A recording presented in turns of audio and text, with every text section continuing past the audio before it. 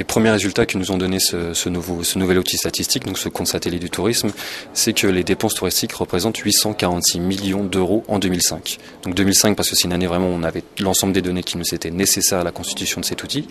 Donc ça représente à peu près entre 6 et 7% de la consommation des finales des ménages.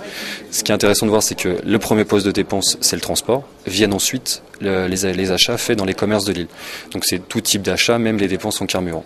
Et donc ces achats dépassent le secteur emblématique de l'hôtellerie-restauration. Donc c'est vraiment là aussi un point intéressant mis en avant par ce nouvel outil. Ce qu'il faut voir aussi, c'est que ce montant englobe les dépenses des non-résidents et des résidents. Et l'on constate que ce sont les visiteurs résidents qui consomment le plus, qui dépensent le plus à La Réunion. Ils représentent 57% de l'ensemble de ces dépenses. Ces dépenses varient selon les types de produits, bien entendu. Toutes ces dépenses ont donc un impact sur l'économie de l'île. Cet impact, il est de 2,6% en termes de valeur ajoutée. Il représente 2,6% de la valeur ajoutée créée dans l'île en 2005. Qui donc c'est loin des secteurs prépondérants, mais qui fait beaucoup mieux que certains secteurs. Il faut voir que c'est une activité émergente, mine de rien. Il y a 30 ans, on a accueilli à peine 30 000 touristes dans l'île.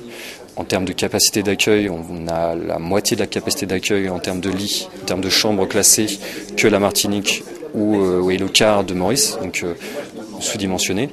Et tout donc l'autre impact important dans l'économie, c'est l'impact en termes d'emploi. Et donc le tourisme crée 9000 emplois directs, salariés et non salariés dans l'économie. Donc c'est vraiment très intéressant. Oui. Cette étude se situe où par rapport à l'audit qui a été fait à l'occasion de la visite de Nouvelle-Île ?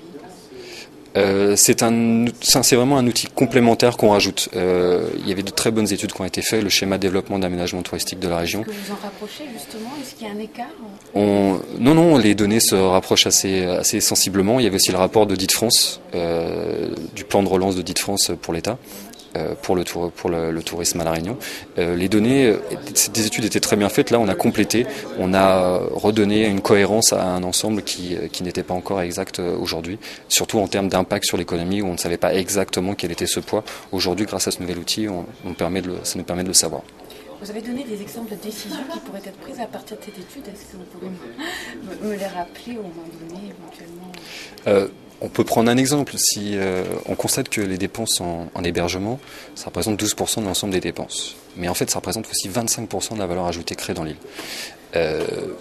Si je rajoute encore un chiffre, désolé, c'est majoritairement les clientèles non résidentes qui dépensent dans ces structures-là. Donc développer le tourisme d'agrément permettrait donc de créer plus de valeur ajoutée et aussi plus d'emplois, alors qu'en termes de dépenses, c'était pas non plus une idée, on ne pouvait pas le voir tout de suite. Donc ça, c'est une potentielle idée, mais il y a aussi d'autres choses. On voit que la clientèle locale est très forte, donc des actions menées comme fait l'IRT aujourd'hui est sans doute une très bonne idée pour pouvoir développer encore cette activité auprès des Réunionnais.